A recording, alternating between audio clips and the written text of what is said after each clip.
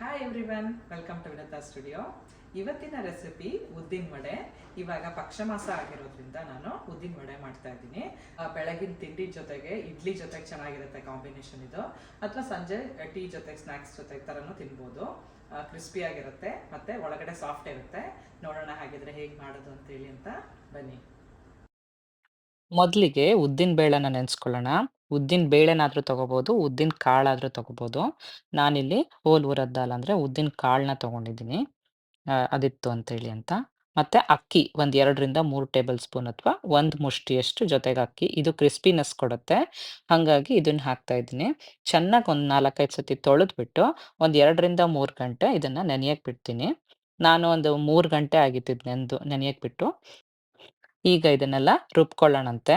ಇದಕ್ಕಿವಾಗ ನಾನು ಕರಿ ಲೀವ್ಸ್ ಅಂದ್ರೆ ಕರ್ಬೇವಿನ ಸೊಪ್ಪು ಮತ್ತೆ ಶುಂಠಿ ಮತ್ತೆ ಹಸಿಮೆಣಸಿನಕಾಯಿ ಒಂದು 2, 3 ನಿಮ್ಗೆ ಖಾರಕ್ಕೆ ಎಷ್ಟು ಬೇಕೋ ಅಷ್ಟು ನೋಡ್ಕೊಂಡು ಹಾಕ್ಬೋದು. ನಾನಿಲ್ಲಿ ಒಂದು 3 ಹಾಕಿದ್ದೀನಿ ಅಷ್ಟೇ. ಸ್ವಲ್ಪ ಖಾರ ಜಾಸ್ತಿ ಇರೋದ್ರಿಂದ.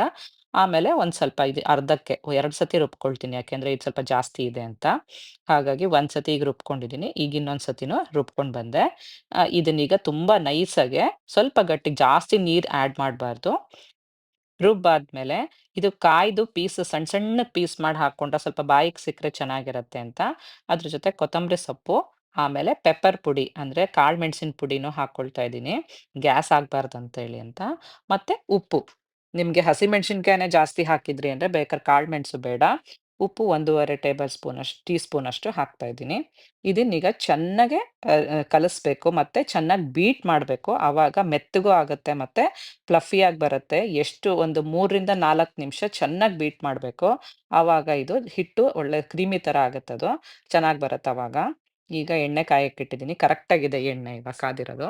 ಸ್ವಲ್ಪ ಹಾಕಿ ನೋಡಿದಾಗ ಈ ಕೈನ ಒದ್ದೆ ಮಾಡ್ಕೊಂಡು ಅದನ್ನ ತಗೊಳ್ಬೇಕು. ಕೈ ಒದ್ದೆ ಮಾಡ್ಕೊಂಡಾಗ ಸ್ವಲ್ಪ ನೀರಿರುತ್ತಲ್ಲ ಅವಾಗ ನಮ್ಗೆ ಅದು ಹಿಟ್ಟು ಅಂಟಲ್ಲ ಕೈಗೆ. ಈ ತರ ತಗೊಂಡು ಮಧ್ಯದಲ್ಲಿ ಹೋಲ್ ಮಾಡ್ಕೊಂಡ್ರೆ ಆಗತ್ತೆ. ಇದು ಸ್ವಲ್ಪ ನಂಗೆ ನೀರ್ ಆಯ್ತು ಅಂತ ಅನಿಸ್ತು ಹಿಟ್ಟು ನಾನ್ ರುಬ್ಬಿದ್ದು.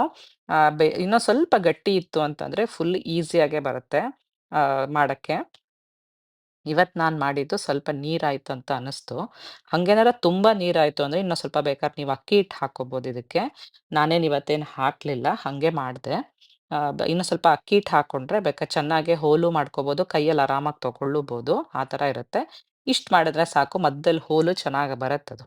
ನೀವು ಎಲ್ಲ ಬೆಂದ ಮೇಲೆ ಗೊತ್ತಾಗತ್ತದು. ಫ್ರೈ ಆದ್ಮೇಲೆ ಚೆನ್ನಾಗ್ ಗೊತ್ತಾಗುತ್ತೆ. ಓಹ್! ಇದು ಚೆನ್ನಾಗ್ ಬಂದಿದೆ ಅಂತ ಹೇಳಿ ಅಂತ, ಹೋಲ್ ಆಗಿದೆ ಅಂತ. ಆದ್ರೆ ಪ್ರತಿ ಒಂದ್ ಸತಿ ನಾ ಹಾಕೋತ್ತಿಗೂ ಕೂಡ ಒಂದೊಂದ್ ಸತಿಗೂನು ನೀರ್ ಅದ್ಕೊಂಡೇನೆ ಹಿಟ್ಟು ತಗೋಬೇಕು. ಆವಾಗ ಕೈಗೆ ಹಿಟ್ಟು ಅಂಟಲ್ಲ. ಇಲ್ಲ ಅಂದ್ರೆ ಅಂಟ್ಬಿಡತ್ತೆ. ಅವಾಗ ನಮ್ಗೆ ಹೋಲು ಮಾಡಕ್ಕಾಗಲ್ಲ. ಮತ್ತದ್ ಕೆಳಗೂ ಸರಿಗ್ ಬೀಳೋದಿಲ್ಲ. ನೀರ್ ಅದ್ಕೋತಾ ಇದ್ರೆ ನಿಮ್ಗೆ ಈಸಿಯಾಗೆ ಬೀಳ್ತಾ ಹೋಗುತ್ತೆ. ಇದನ್ನ ಗೋಲ್ಡನ್ ಕಲರ್ ಬರೋವರ್ಗುನು ಚೆನ್ನಾಗೆ ಫ್ರೈ ಮಾಡ್ಕೋಬೇಕು. ಆಮೇಲೆ ಇದನ್ನ ತೆಗ್ದಿಟ್ಕೋಬೇಕು. ಈಗ ಇದಿಷ್ಟ್ ಆಯ್ತು. ಈಗ ಇದು ರೆಡಿ ಆಗಿದೆ. ಮತ್ತೆ ಒಂದ್ಸತಿ ಹಾಕ್ತಾ ಇದ್ದೀನಿ. ಮತ್ತೆ ಅದೇ ತರ ಕೈ ಒದ್ದೆ ಮಾಡ್ಕೊಂಡು ಈ ತರ ಬಿಟ್ಕೊಂಡ್ರೆ ನಮ್ಗಲ್ಲಿ ಹೋಲ್ಸ್ ಬರುತ್ತೆ.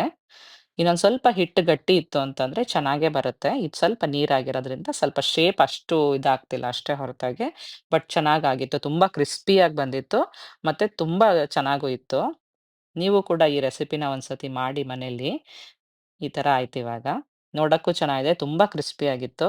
ನಾನು ಇದ್ರ ಜೊತೆ ಇವತ್ತು ಇಡ್ಲಿ ಮಾಡಿದ್ದೆ. ಇಡ್ಲಿ, ಸಾಂಬಾರ್ ಮತ್ತೆ ಚಟ್ನಿ ಮತ್ತೆ ವಡೆ ಮಾಡಿದ್ದೆ. ಈಗ ಪಕ್ಷಮಾಸ ಆಗಿರೋದ್ರಿಂದ ಈ ತರ ಮಾಡಿದ್ದೆ. ನೀವು ಕೂಡ ಒಂದ್ಸತಿ ಟ್ರೈ ಮಾಡಿ. ಹೇಗಿತ್ತು ಅಂತ ನಂಗೆ ತಿಳಿಸೋದನ್ನ ಮರಿಬೇಡಿ. ಮತ್ತೆ ನಿಮ್ ಫ್ರೆಂಡ್ಸು ಮತ್ತೆ ಫ್ಯಾಮಿಲೀಸ್‌ಗೂ ಕೂಡ ಶೇರ್ ಮಾಡಿ ಈ ರೆಸಿಪಿನ. Thanks for watching. See you next week. Bye.